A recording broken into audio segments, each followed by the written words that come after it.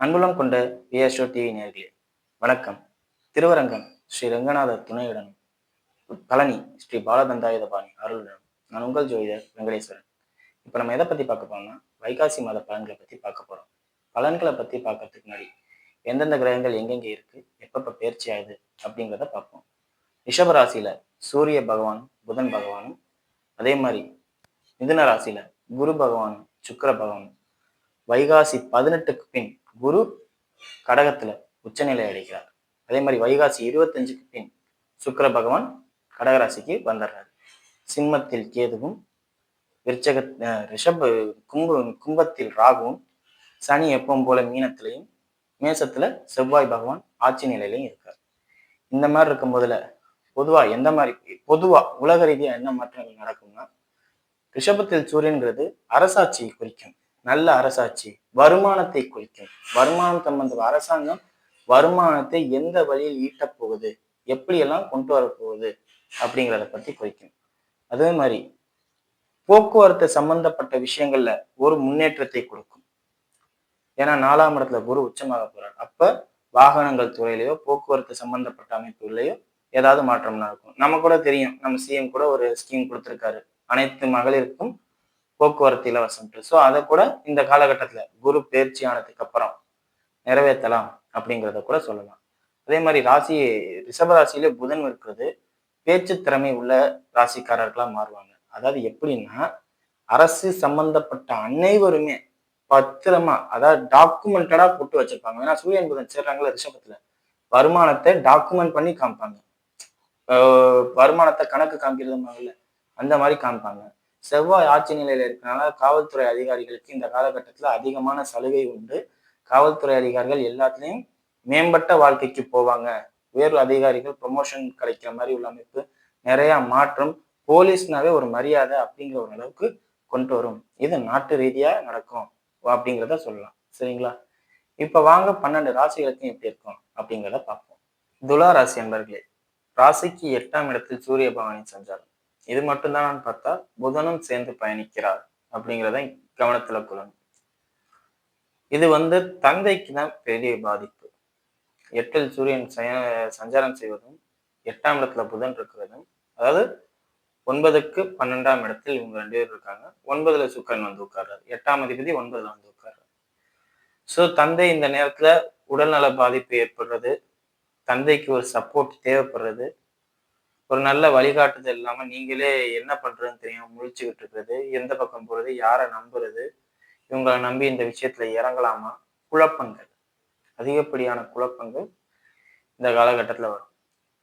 6ஆம் இடத்துல சனி இருக்கிறதுனால இந்த குழப்பங்கள் இருந்தாலும் தப்பிச்சுக்கிறதுக்கு யாராவது ஒருத்தவங்க வழி காமிப்பாங்க. ஆனா நேரடியா வரமாட்டாங்க. நேரடியா உதவி பண்ற யாருமே உதவி பண்ணல, மறைமுகமா இருந்து உதவி பண்ணுவாங்க அப்படிங்கிறத சொல்லலாம். இறை வழிபாடு இந்த நேரத்துல உங்களை காப்பாற்றும் அப்படிங்கிறத சொல்லலாம். ஏன்னா அவங்க ராசி அதிபதினு சொல்லக்கூடிய சுக்கிரன் குருவோட இணைகிறார். குரு ராசியை பார்க்கிறார். ஸோ முழுக்க முழுக்க தந்தைக்கு எந்த அளவுக்கு சிக்கலை ஏற்படுத்தும் அப்படின்னு சொல்றேன்னா, உங்களோட தனித்துவமான திறமைகள் என்ன அப்படிங்கிறது வெளிவரும். ஓகே, இவரை நம்பி இந்த வேலைகள்லாம் பார்க்கலாம் அப்படிங்கிற அளவுக்கு இந்த சூழ்நிலை வரும். பூர்வீக சொத்துக்களை பத்தியான விஷயங்களை நீங்க தெரிஞ்சுக்கீங்க. புதிய விஷயங்கள், பூர்வீக இப்ப இத்தனை நாள் உங்களுக்கு சொத்தை பத்தி எதுவுமே தெரியாது, இப்ப பூர்வீக சொத்தை பத்தி தெரிஞ்சுக்குவீங்க அப்படிங்கிறத சொல்லலாம். ஓ, இதெல்லாம் இப்படி இருக்கு, வந்த வழி ஞாபகப்படுத்துறது. இப்ப குலதெய்வ கோயிலுக்கு போயிட்டு வர்றது, நிறைய பேர் குலதெய்வ கோயிலுக்கே போக மாட்டாங்க. இந்த மாசத்துல குலதெய்வம் கோயிலுக்கு போயிட்டு வர்றது, நிறைய விஷயங்கள் தெரிஞ்சுக்குவீங்க. புதிய விஷயங்கள், அதாவது உங்க பாரம்பரியத்தை பத்தி இந்த காலகட்டத்துல தெரிஞ்சுக்குவீங்க அப்படிங்கிறத சொல்லலாம். ஏன்னா குருவோட சுக்கிரன் சேர்ந்து 8ஆம் இடத்துல சூரியன் புதன் இணையும் போதுல இந்த மாதிரி அமைப்புகள்லாம் நடக்கும். அது மட்டும்தான் பார்த்தா 10ல குரு வராது. ஸோ நான் இப்பேற்பட்ட குடும்பத்துல பிறந்தவன், இப்படிப்பட்ட ஆளு அப்படிப்பட்ட ஆளு அப்படின்னு இந்த ஒரு உயர்த்தி பேசுவாங்கல்ல, கௌரவமா கம்பீரமா பேசுவாங்கல்ல, எப்பேற்பட்ட வம்சத்துல பிறந்தவன் நீ தெரியுமாடா அப்படின்னு படத்துல எல்லாம் டயலாக் வரும் பாத்தீங்களா, அந்த டயலாக்ல வர மாதிரி நீங்க இந்த காலகட்டத்துல உங்களை பற்றி நீங்கள் தெரிந்து கொள்வீர்கள் அப்படிங்கிறத சொல்லலாம். சரிங்களா? உங்களுக்கு எது நேச்சுரலா வரும், நேச்சுரலா வராது என்ன அப்படிங்கிறதெல்லாம் தெரிஞ்சுக்குவீங்க அப்படிங்கிறதையும் சொல்லலாம். பூமி சம்பந்தப்பட்ட அமைப்புகள்ல ஆதாயம் உண்டு. தாய் வழி சம்பந்தப்பட்ட அமைப்புகள்ல நிறைய ஆதாயத்தை பார்க்கலாம். தாயார் உடல்நிலை தேறி வரும், எந்த ஒரு பாதிப்பும் இருக்காது, எல்லாம் நல்லா இருக்கும் அப்படிங்கிறதே சொல்லலாம். ராகு 5ல் இருப்பதனால் காதல் சம்பந்தப்பட்ட அமைப்புகள்ல நிறைய சிக்கல்களை ஏற்படுத்தும். அதாவது ஒண்ணு ஒழுங்கா போயிட்டு இருக்கும்போதே இன்னொன்னு தேடி போவீங்க. கண்டிப்பா இதெல்லாம் நடக்கும். எக்ஸ்ட்ரா அப்படிங்கிற மாதிரி அமைப்பு. அதே மாதிரி குடும்பத்திலயுமே எக்ஸ்ட்ரா அப்படிங்கிற மாதிரி எல்லாம் தேடி போவீங்க. இதுக்கு காரணம் சூரியன் கெட்டு போறாரு 8ல, சுக்கிரன் குருவோட சேர்றாரு. குடும்பத்துல குழப்பத்தை ஏற்படுத்தணும்ல.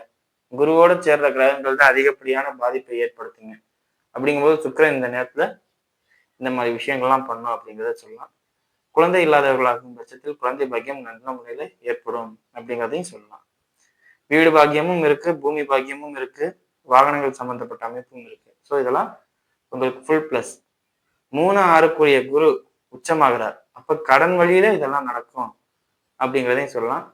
உடல் சம்பந்தப்பட்ட அமைப்பை பொறுத்தவரையும் வயிறு, லிவர், மஞ்சள் காமாலை சம்பந்தப்பட்ட நோய், உஷ்ணம் சம்பந்தப்பட்ட நோய், வயிற்று பகுதிகளில் ஹீட் ஆகிறதுனால வர பிரச்சனைகள், இதெல்லாம் கொஞ்சம் கவனமா பார்த்துக்கணும். நான் திரும்பவும் சொல்றேன், வயிற்றுல பிரச்சனை ஹீட்டால வர்றது, அசிடிட்டி கிரியேட் ஆகுறது, மஞ்சள் காமாலை சம்பந்தப்பட்ட அமைப்பு, இந்த மாதிரி அமைப்பு. ஸோ இதெல்லாம் கொஞ்சம் கவனமா பார்த்துக்கிட்டீங்கன்னா எந்த ஒரு பாதிப்பும் இருக்காது அப்படிங்கிறத சொல்லலாம். சரிங்களா? வாங்க நட்சத்திர ரீதியான பலன்களை பார்ப்போம். சித்திரை நட்சத்திரக்காரர்கள். சித்திரை நட்சத்திரக்காரர்களை பொறுத்தவரையும் நட்சத்திராதிபதினு சொல்லக்கூடிய செவ்வாய் 7ல ஆட்சி பலத்தோட இருக்கார். அரசிய தொடர்பு கொள்றார். கணவன் மனைவியர்க்கிடையே இந்த வாக்குவாதம்லாம் குறையும். சண்டை சச்சரவுகள் குறையும். மனைவி சம்பாதிக்க துடிப்பாங்க. அதாவது நான் வேலைக்கு போறேன், நான் சம்பாதிக்கிறேன் அப்படிங்கிற ஒரு கான்செப்டை இந்த நேரத்துல உங்கள்கிட்ட பேசுவாங்க. வேலைக்கு போகாதவங்களா இருந்தா. இல்லை என் மனைவி ஆல்ரெடி வேலைக்கு போறாங்க அப்படிங்கிறாங்களா, கண்டிப்பா ப்ரொமோஷனோ இல்லை ஊதிய உயர்வோ கிடைக்கும். அவங்க மூலியமா உங்களுக்கு ஏதோ ஒரு பணம் கை கிடைக்கும். அதுதாங்க 8ஆம் இடம். 8ஆம் இடம்னா என்ன? அவங்களுக்கு 2ஆம் இடம். ஸோ அவங்க மூலியமா ஒரு பணம் கிடைக்கும் அப்படிங்கிறத சொல்லலாம். அதிகப்படியான பணம் கிடைக்கும் அப்படிங்கிறத சொல்லலாம். இது எந்த அளவுக்கு உண்மையோ சிறிது பிரிவினை ஏற்படும். டிரான்ஸ்ஃபர் மாதிரி அமைப்போ இல்லை ஒர்க்ல ஸ்ட்ரகிள் ஏற்படுறதுனால லேட் டைம் ஓவர் டைம் பார்த்து ஒர்க் பண்றதோ இதெல்லாம் கிடைக்கும் அப்படிங்கிறத சொல்லலாம். இது கொஞ்சம் பார்த்துக்குங்க. சரிங்களா?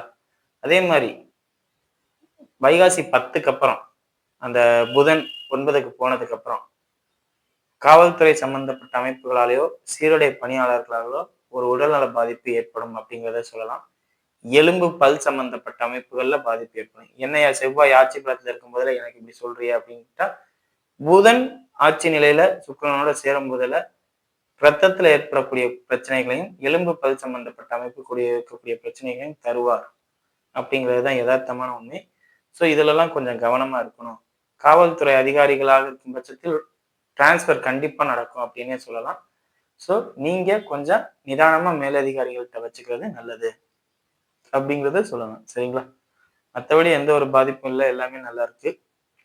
தொழில்ல இந்த நேரத்துல அதிகப்படியா ஏமாறுற தன்மை ஏற்படும். கொஞ்சம் நிதானமா சுதாரிச்சிங்கன்னா எல்லாமே நல்லா இருக்கும். இல்லாட்டி வாலண்டியரா போய் எல்லாத்தையும் மாட்டிக்கிற அமைப்பையும் கொடுக்கும் அப்படிங்கிறத சொல்லணும். சரிங்களா? அடுத்தது சுவாதி நட்சத்திரக்காரர்கள். சுவாதி நட்சத்திரக்காரர்களை பொறுத்தவரையும் நட்சத்திராதிபதி ராகு ராசிக்கு 5ல. இது ஒரு பிளஸ் தான், மைனஸ் இல்லை. இந்த அமைப்பு வருமானத்தை கொடுக்கும். செவ்வாய் 2ஆம் அதிபதி ஆட்சி இல்லை, அதனால வருமானத்தை குறிக்கும். அதே மாதிரி 2ஆம் இடத்தை சூரியன் பார்க்கிறாரு. தந்தை மூலியமாக பணம் கிடைக்கும். பூர்வீக சொத்து வழிகளால் அதை விற்கிறனால, ஏன்னா 8 வச்சுக்க கூடாது, அப்பா வழி சொத்துக்களை விற்கிறதுனால உங்களுக்கு வருமானம் கிடைக்கும் அப்படிங்கிறத சொல்லலாம். விரயம் பண்றது மூலியமா அதிகமா வருமானம் கிடைக்கும் அப்படிங்கிற அமைப்பு தாங்க ஓப்பனா சொல்லணும்னா. அது என்னை விட்டு போகுது, அதனால எனக்கு ஒரு லாபம் அப்படிங்கிற அமைப்பு. விட்டு போனா எப்படியா லாபம்னா, இப்போ வண்டி வாங்கியிருக்கீங்க, செகண்ட்ஸ்ல 20,000 ரூபாய்க்கு வாங்குறீங்க, அதே 22,000 ரூபாய்க்கு நீங்க விற்கிறீங்க. வண்டி நல்ல கண்டிஷன்ல இருக்கு, 25,000 ரூபாய் அப்படின்னு சொல்லி விற்கிறீங்க, வாங்கிக்குவாங்க. நீங்க வாங்கினது 20,000 இருக்கும், அது கொடுக்குறது 25,000 இருக்கும். ஸோ இந்த மாதிரி அமைப்புகள்ல உங்களுக்கு ஆதாயமான பலன் உண்டு அப்படிங்கிறதையும் சொல்லலாம். கமிஷன் ரிலேட்டடா உங்களுக்கு ஆதாயம் உண்டு அப்படிங்கிறதையும் சொல்லலாம். உங்களுக்கு இந்த காலகட்டத்துல வேலை வாய்ப்புகள்னு பார்த்தா நகை சம்பந்தப்பட்ட அமைப்புகளாலேயோ ஃபைனான்ஸ் சம்பந்தப்பட்ட அமைப்புகளாலேயோ இல்லை அக்கௌண்ட்ஸ் ரிலேட்டடாவோ அந்த பணம் புழங்கும் பார்த்துருக்கீங்களா? பணம் ஒரு இடத்துல புழங்கிக்கிட்டே இருக்குங்களா? அந்த மாதிரி இடத்துல கேஷியர் கூட, இப்போ ரெஸ்டாரண்ட்லயும் கேஷியர் இருக்காங்க, பேங்க்லயும் கேஷியர் இருக்காங்க. ஸோ அது படிச்சு வெயிட் பண்ணிட்டு இருக்கிறவங்களா இருந்தா பேங்க்ல கேஷியர், படிக்காம ஒரு ஹோட்டல்ல வேலை பார்க்கறாங்கன்னா இப்போ கல்லாவில் போய் உட்காருங்க அப்படிங்கிறத சொல்லலாம். ஸோ பணம் அதிகமா புழங்கக்கூடிய இடத்துல உங்களை உட்கார வைப்பாங்க அப்படிங்கிறத சொல்லலாம். ஸோ அந்த மாதிரி வேலை வாய்ப்பு வரும்போதுல அதை உதாசீனப்படுத்தாம அதை ஏத்துக்கிட்டீங்கன்னா உங்களுக்கு வாழ்க்கை நல்லா இருக்கும் அப்படிங்கிறதையும் சொல்லலாம். சரிங்களா? மற்றபடி எந்த ஒரு பாதிப்புமே இல்லை. குடும்பம் நல்ல முறையில இருக்கும். திருமணமானவர்களா இருக்கும் பட்சத்தில் மனைவியிடம் தேவையில்லாத வாக்குவாதம் வச்சுக்க வேண்டாம். அவங்க ஏற்கனவே ஏதோ ஒரு ப்ரெஷர்லயோ, டென்ஷன்லயோ இருப்பாங்க. நீங்க எரியறதுல எண்ணெய ஊத்துற மாரி மேற்கொண்டு அவங்கள ஊத்தி பத்த ஆட விட்டுட்டு போயிறாதீங்க. அதனால உங்களுக்கு பாதிப்பு இல்ல.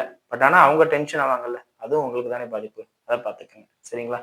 அடுத்தது விசாக நட்சத்திரக்காரர்கள். விசாக நட்சத்திரக்காரர்கள பொறுத்தவரை நட்சத்திராதிபதி குரு உச்ச நிலை அடைகிறார். எங்க ராசிக்கு 10ல. தொழில்ல நிச்சயம் ப்ரமோஷன் உண்டு. 10க்கு 11ஆம் இடம். 8ங்கிறது. அப்ப நிச்சயம் பதவி உயர்வு உண்டு. ப்ரமோஷன் உண்டு. லாபகரமான விஷயங்கள் நடக்கும் அப்படிங்கிறத சொல்லலாம். போட்டி அதிகமாகும். சண்டை அதிகமாகும். ஆமா, உங்களுக்கு திடீர்னு ப்ரமோஷன் கிடைச்சுன்னா உங்க கூட கொலீக்ஸா இருக்கிறவங்களுக்குலாம் இப்ப அது வயித்தெரிச்சலா தானே இருக்கும். ஸோ போட்டிகளையும் எதிர்கொள்ள தயாராகுங்க அப்படிங்கிறத சொல்லலாம். ஹீட்டால அதிகமா உடம்பு பாதிக்கும். ஹீட் சம்பந்தப்பட்ட பிரச்சனை தான். அதே மாதிரி தந்தைக்கும் உங்களுக்கும் இடையே வாக்குவாதம், சண்டை பிரச்சனைகள் வளர்ந்துகிட்டே இருக்கும். வீட்டை விட்டு வெளியில போய் இருக்கிற தன்மைகள்லாம் ஏற்படும் அப்படிங்கிறத சொல்லலாம். சரிங்களா? இத மட்டும் கொஞ்சம் அனுசரணையா, அமைதியா ஓட்டிக்கங்க. மேலதிகாரிகளால் பல நன்மக்கள், நல்ல பாராட்டுக்கள். அதாவது அப்பா இந்த நேரத்துல உங்களுக்கு கெட்டவரா இருப்பாரு. ஆனா மேலதிகாரி உங்களுக்கு ரொம்ப நல்லவர்களா இருப்பாங்க. உங்க பாஸ் தான் உங்கள சப்போர்ட் பண்ணி தூக்கி விடுவாரு இந்த நேரத்துல. அந்த ப்ரொமோஷன் சொன்னேன் பாத்தீங்களா? அந்த ப்ரொமோஷன்ங்கிறத ஏற்பாடு பண்றதே அவரா தான் இருப்பாரு. சீனியர் ஸ்டாஃப்ஸ் எல்லாம் உங்களுக்கு இந்த நேரத்துல உயர்ந்த அதிகாரத்தையும், ப்ரொமோஷன் நல்ல ஒரு மதிப்பீட்டையும் குடுப்பாங்க அப்படிங்கிறத சொல்லலாம். சரிங்களா? தந்தையின் பேச்ச இந்த நேரத்துல உங்களுக்கு கேட்க கஷ்டமா தான் இருக்கும். பட் கேட்டீங்கன்னா உங்க லைஃப் நல்லா இருக்கும். இது ஒரு ஜென்ரலான ஆன்சர் தான் சொல்றேன். ஜோதிட ரீதியா அவங்கள்ட்ட வாக்குவாதம் பண்ணிக்க கூடாது அப்படிங்கிறதுக்காண்டி சொல்றேன். சரிங்களா? மத்தபடி எந்த ஒரு குறையும் இல்ல. எல்லாம் நல்லா இருக்கு. திருமணம் ஆகாதவர்களா இருக்கும் பட்சத்தில் திருமண அமைப்பு இந்த காலகட்டத்துல இல்ல. கொஞ்சம் தள்ளி போடுறது நல்லது. இல்ல எனக்கு இந்த நேரத்துல வருது. இத நான் கரெக்ட் பண்ணிக்கலாமா? செட் பண்ணிக்கலாமா? அப்படின்னு கேட்டா, அது ஜனனகால ஜாதகத்துல திருமண அமைப்பு இருக்கும் பட்சத்தில் செய்யலாம். இல்லாட்டி செஞ்சீங்கன்னா பின்னாடி ஏன் செஞ்சோம்னு ஃபீல் பண்ற அளவுக்கு உள்ள சூழ்நிலைகள் நடக்கும் அப்படிங்கிறத சொல்லலாம். காரணம் என்னன்னா, 7ஆம் இடத்துல செவ்வாய் இருப்பது சண்டைக்காரரையும், கோபக்காரரையும் இல்ல செவ்வாய் ஆதிக்கத்துக்கு உட்பட்ட நபர். அது பாசிட்டிவா இருக்கிறவங்களா இருந்தா பிரச்சனை இல்ல. நெகட்டிவா இருந்தா ரொம்ப சிக்கல். அப்படிங்கிற மாதிரி உள்ள அமைப்புல உள்ள ஆள திருமணம் பண்ணுவீங்க அப்படிங்கிறத சொல்லலாம். சரிங்களா? மத்தபடி எந்த ஒரு பாதிப்பும் இல்ல. எல்லாம் நல்லா இருக்கு. வீடியோ இப்பதான் ஃபர்ஸ்ட் டைம் பார்க்க இருந்தா லைக்ஸ் பண்ணுங்க, ஷேர் பண்ணுங்க, கமெண்ட் பண்ணுங்க. சேனலை மறக்காம சப்ஸ்கிரைப் பண்ணுங்க. வேற எதுவும் ஜோதிட ஆலோசனைக்கு கீழே உள்ள நம்பருக்கு கால் பண்ணுங்க.